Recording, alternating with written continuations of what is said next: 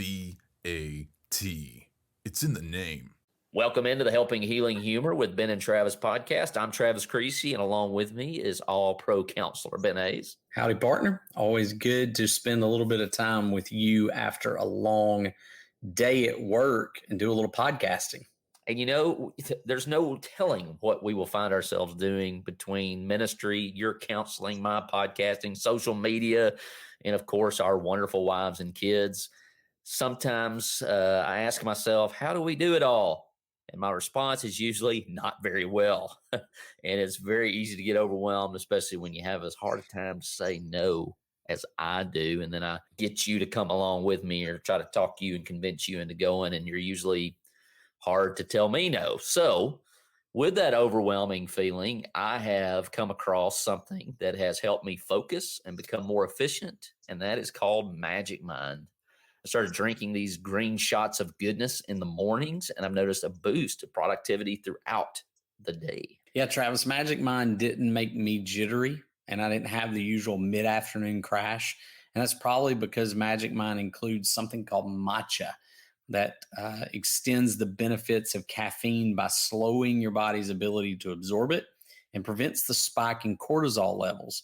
It also includes nootropics or nootropics, which helps offset some of the symptoms of ADHD. And anyone who knows me well, like you do, Ben, knows I need all the help I can get with that. I took my Magic Mind before my first cup of coffee in the morning, and some of the ingredients in this blast of mind juice, along with matcha, include fun things to say like ashwagandha, which I probably couldn't even say without taking the drink. And that reduces stress and anxiety. Lion's mane mushroom that reduces inflammation, prevents neural degeneration, and stimulates neural regeneration. Whitney and I tried it together, and she was able to power through a major work project in a noticeably shorter time, and it has been a game changer for us. So does that whole neural regeneration thing mean that it makes us smarter, Travis? Because if that's the case, we could probably use a pretty big boost of it.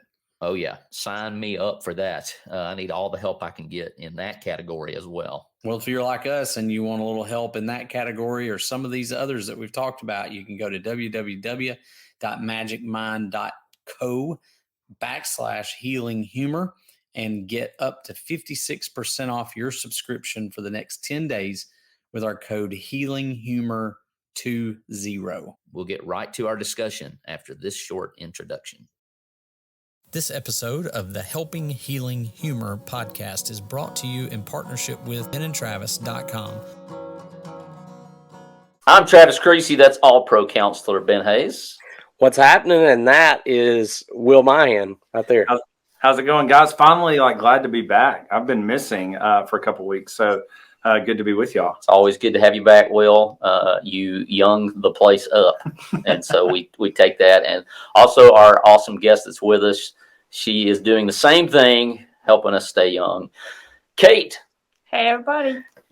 Kate, I'm going to have you say your last name so that we don't redneck it up too bad. Okay, Gladkykh. All right. Excellent. But it is good to have you with us, and we're glad that all the folks who are listening are watching on YouTube and Facebook. And, of course, we would love for you to subscribe, hit that subscription button. And then along those lines, we're getting ready to give away our big giveaway every year we do for CYC. We're going to be giving away some AirPod headphones or some other headphones. I know last year we had some options. And so it's the 100 podcast review giveaway. And so if we had 100 podcast reviews across combined over our 3 podcasts, then that will unlock a giveaway to someone subscribed at benandtravis.com. So you want to go subscribe, and then you want to go hit the review button. And down in the description, we got the links to the other podcasts. And so I want to encourage you to do that before we get into the meat of this show. And it's going to be a great one. I can already tell. Kate's got a great story to share with us. Mainly to begin, we just want to give honor and glory to the Lord because, man, what an interesting thing to be sitting here with Kate in Muscle Shoals, Alabama. Yeah. And we know that wouldn't be possible without the Lord. But without further ado, we're going to let Kate kind of share her story, and I'm going to be quiet. So Yeah. we'll turn it over to you, Kate. Yeah. Well, first of all, it's very, very honoring to me being here. I mean, I'm very excited that you invited me to kind of talk about my country. It's been a year for a lot of people, not just in Ukraine, but I guess we can say especially for Ukrainians. And right now, I go to Tuscumbia Church of Christ, and there's actually 17 of us, if I'm right. And I've been here for almost a year. 2nd of March will be my year being in Alabama. It's been great. It's been interesting, challenging at times, but I feel like maybe challenging for other people as well. Having somebody who came here not just to visit, but came here for an unknown amount of time from the, country that's things happening, bad things happening. So, What was you think about? You've been here almost a year in March, so kind of tell us the process of like how you ended up in Tuscumbia, all the way from, of course, Ukraine. So kind of give us maybe what that looked like, what experiences were there, and then kind of just walk us through getting to where we are today. Right. So, okay.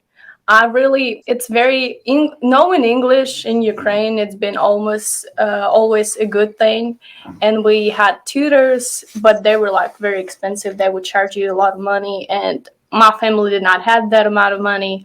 And one day I remember one of our neighbors came up to my mom and said, "Hey, there's like this Church of Christ, and they are, having those English classes for free." And my mom was like surprised, for free. It's like, yeah, but it's like 1-2 times a week, and if Kate would like to. And my mom told me that, and I was like, of course I'd like to. And then all of my friends were going there, and they wouldn't invite me for the first several weeks. And then I finally said that I really want to go. So they invited me there.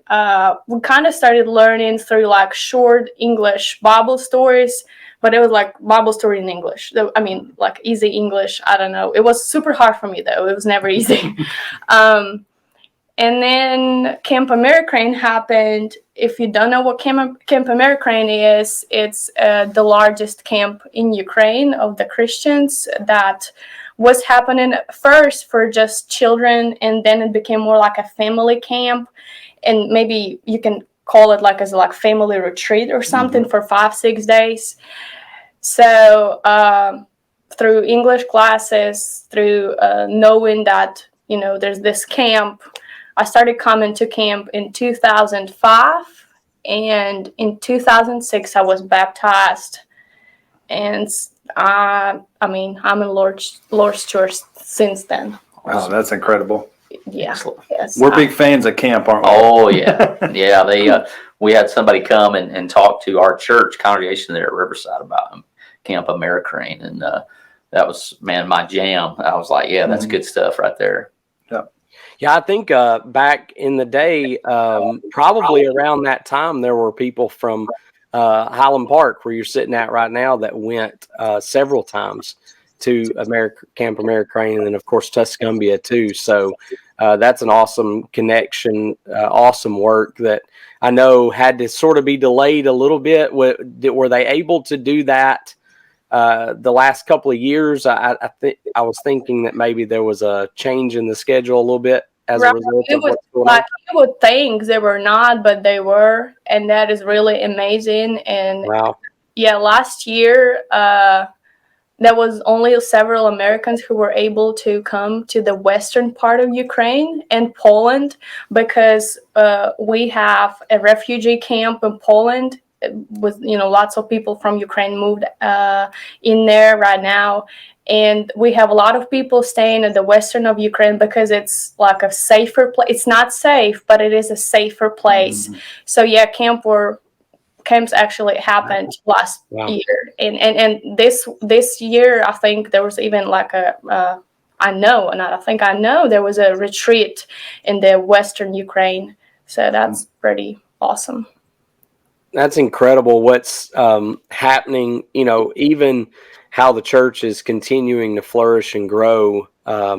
even in the midst of what's happening. So tell us a little bit about the situation where you're from. What's it like right now in, I guess, the town where you're from, and what connections do you still have, or communication do you have with the church over there? So I'm from the very small town in the eastern part of Ukraine. It's Konstantinovka is the name of it. But with my work, I moved into Kramatorsk, which would be like living in Tuscumbia and moving into Florence somewhere. So pretty close. Yeah. Right now, situation there is not stable. It's not safe, unfortunately.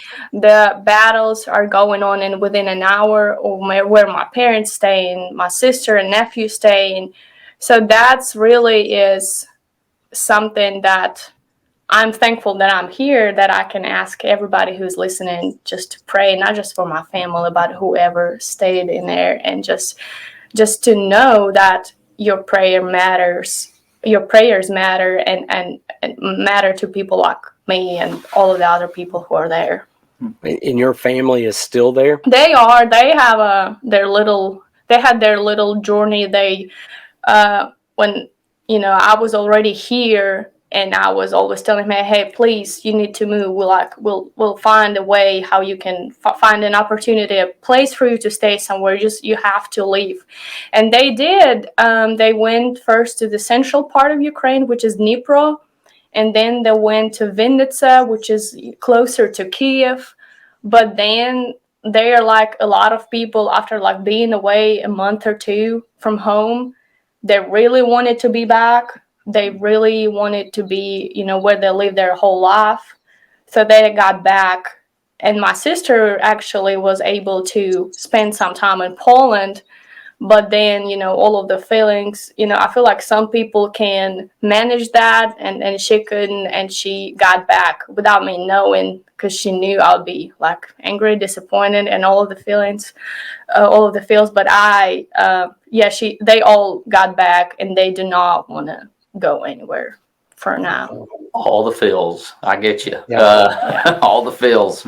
I have enjoyed hearing a little bit of our redneckness has rubbed off on you there. I'm so glad you're saying that. Yes, that's awesome. He's for sure got some Southern accent. I love it. I love it. It's so great, because it's great to hear you and to be having this interview. I think it's just really neat. And the internet helps us do things like that. So I appreciate that. I can't even begin to imagine, as I've traveled and been to other countries and got home and wanted to kiss the ground when I got back. And I was gone for 3 weeks. So nothing like a whole year. And so, kind of unpack that, maybe talk about how the church here has helped you. What are some ways in which you've been helped? You've seen the Lord work through the hands and feet of his body, the church here, and maybe encourage people that may be here from somewhere else, whether it's Alabama or anywhere in the States, Right. and why they should look and find a body of believers that might help them. Well, first of all, I know there would be no way possible me staying sane and me staying content for the most part if it wasn't for my church family here. Mm-hmm.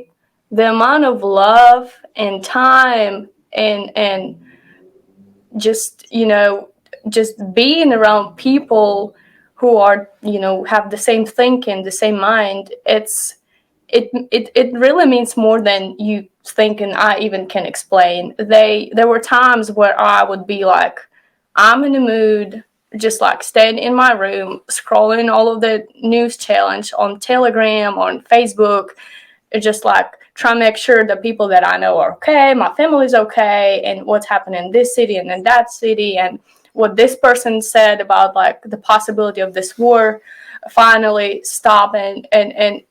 But because, I was staying for almost a year with two of my very, very good friends, as Jenna and Will Harrison, and their little baby Jack. It was the best. And the amount of time this baby Jack really saved me from crying and saved me from I don't know. I could have been just like laying in bed and being like in depression, not in depression, but like had those feelings that like I can't really go back because what would I be doing there? But also, what is my purpose of being here? So these people are really, with all of that, all of the getting together, everybody was so compassionate. It's amazing, really.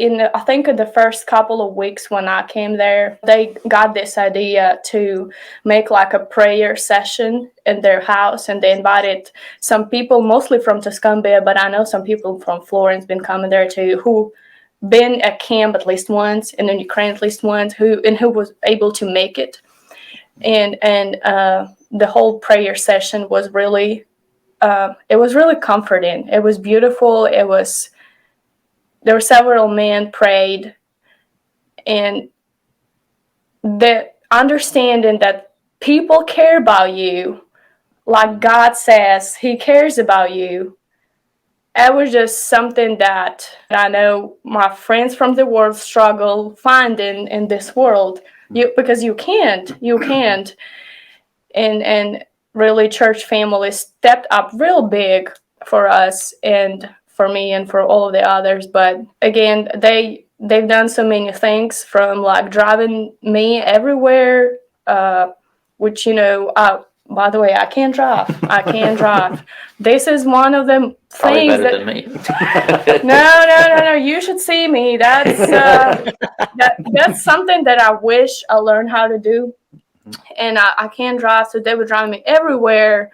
If I need like a gum, I mean, I don't know. Can you imagine that if you just need a gum, you have to come up to somebody and ask them to drive you to the store so you can get a gum? That is, if you think of it, you'll be very thankful that you actually are able to drive. Yes.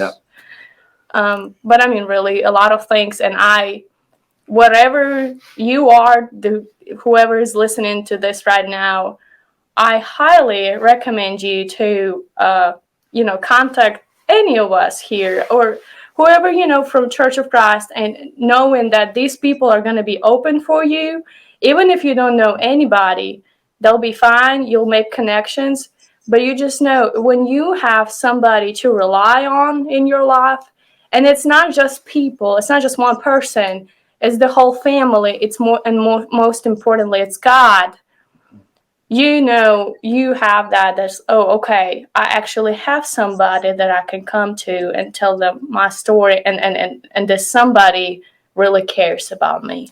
Isn't it amazing to like think about the fact that no matter where you go in the world, you have family, and that, if I just all of a sudden found myself in Ukraine, or Poland, or anywhere, I can find brothers and sisters who have a similar belief system and do the things that I do every week. And I think that's just an amazing thing. So for you to be able to come over here and to be able to share that you found that family that has helped make that transition easier, because you mentioned depression and then you kind of backed off from that. I mean, you've been through the grieving process, no doubt. Grieving your homeland, your family, being apart from them. So in a very real sense, you've encountered grief on some level, and I'm sure there were days that it was hard to put one foot in front of the other. Right. Yeah. I mean, yeah, there were, and they are days, they are. Or somebody came up to me last week, as I said, I think, and said, I mean, you don't look like you're a person who'd be like questioning some things that's happening in your life. And I looked at this person and said, hey, well, maybe I'm hiding it too well, because I do have those days. Yeah. I do have those days when I'm struggling and when I'm, just cannot find answers to all of the questions, but also who can find the answers to all of the questions. So. I think God, and we've stated this before, He's not afraid of your questions. You can I was about to say, ask those things. Yeah. Even shake your fist at Him sometimes, and Yeah. He's big enough to handle that. I go back this past summer. I came to Tuscumbia for the summer series, and I was talking about suffering. And I got done with my sermon and kind of sat down there like, well, we were broadcasting this. in Ukraine, and we were translating it, and I'm like, I'm sitting over here talking about suffering, and some people, from Ukraine, like I know anything about suffering, but it isn't a comparison. But it's really neat that can happen, that we have the internet, we can communicate. And of course, the gospel is going to use that and use the stories that we have. And I think so many people get caught up in being good presenters of that, when really God just wants to tell our story. And most people are much more interested in an individual's story than the kind of minute details of this text and scripture, like us nerds all love. But they want to hear what God has done in your life. And so what a great story. And we're all praying for a good outcome. Of course, we know that as long as we remain faithful to him, there's going to be a good outcome, because God wins. God wins all the conflict. Yeah. We just obviously are hoping for peace soon, for all those who are And fighting victory. and defending, and victory. Yes. Yes, victory. It was Very much so. interesting when you were telling that. Philippians 4, and Ben, I know this is one of your favorite verses, just came to my mind because you said there's just kind of this, I can't explain it, like this God thing. And all that kept going through my mind was, and the peace of God, which surpasses all understanding, and you mentioned like through that prayer and that group, there was peace. But like the thing that I loved is like the content. It's like, you were just like, I feel content because of what God's done. And I thought, man, what a lesson for all of us to even realize like there's someone among us that's not from here that is content because of what God's family has done. And how many more people need that? They're living in our backyards even right now. So just a powerful story, powerful stuff. When I think about the conflict and when the conflict started, obviously, if I remember correctly, Camp Amerikraine is there. I know at one point there was good relations, or at least better relations, with Russia. And I wondered how, when everything started, what was the response of the church in Ukraine to the whole thing? Because obviously, living where we do, we've not had to experience I guess we have, but in a little bit different scenario, that enemy attacking in such a real way like that. I remember 9/11. When all that happened, I remember the emotions, that came with that, and the frustration, and us all sitting around in the dorm room talking about, what we want to do and how, angry we are.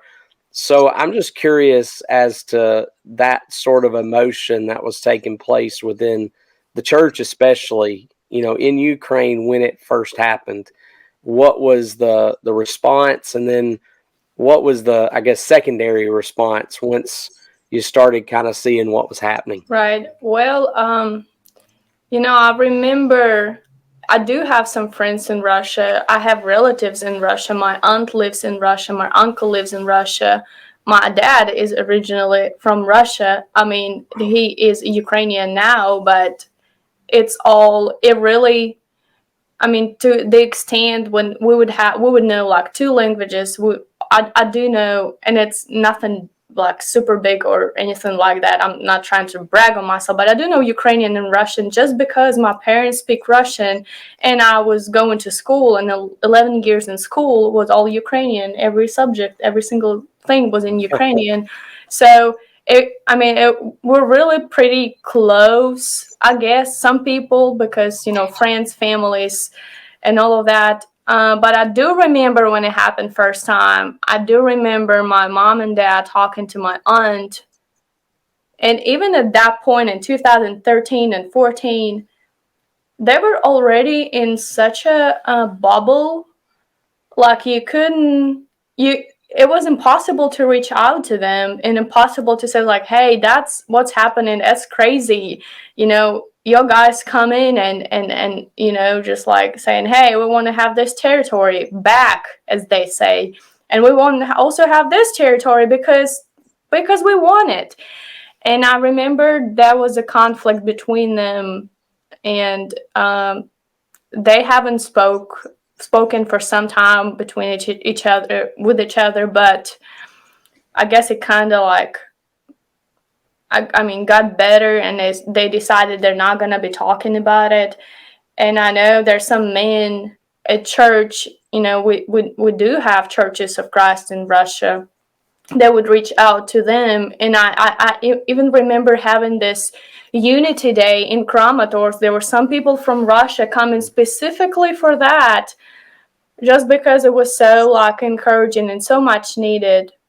But there's still people who would think, hey, we need to save you.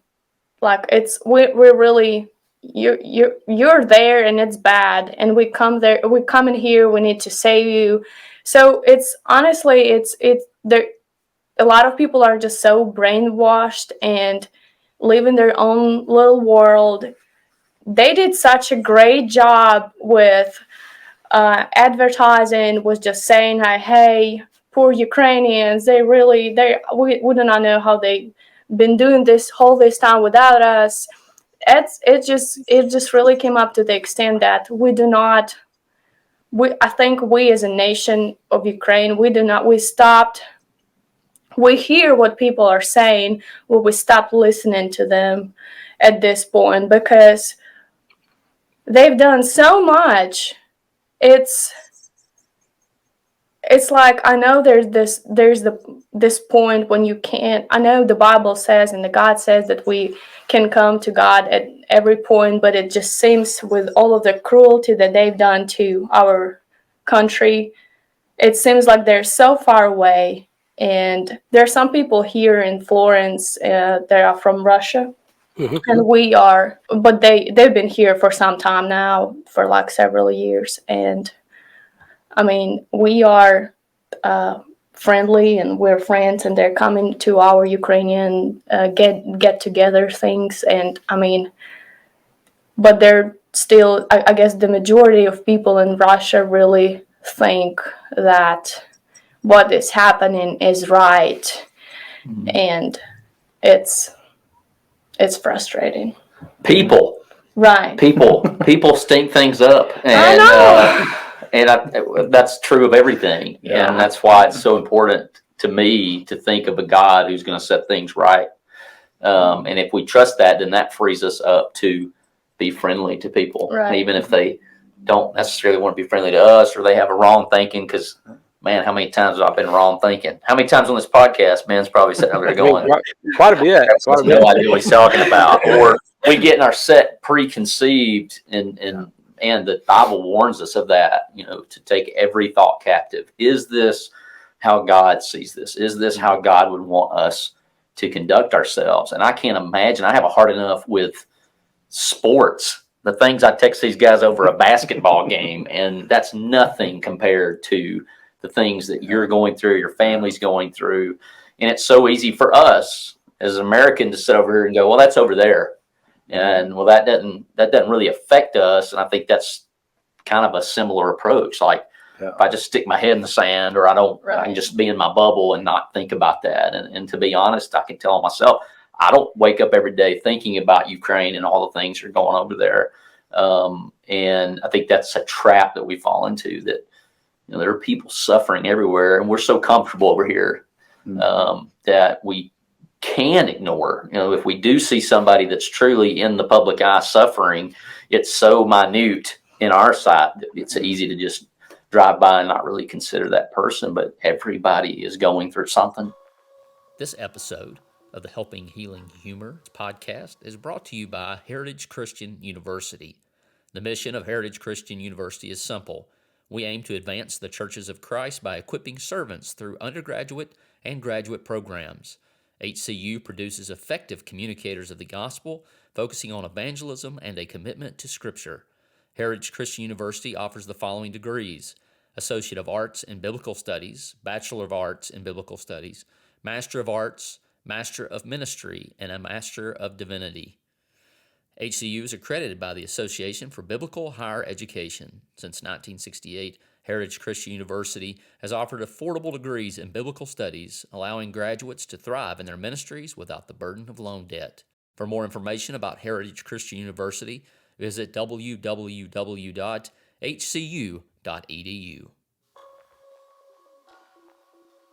Well, Kate, the question of the day,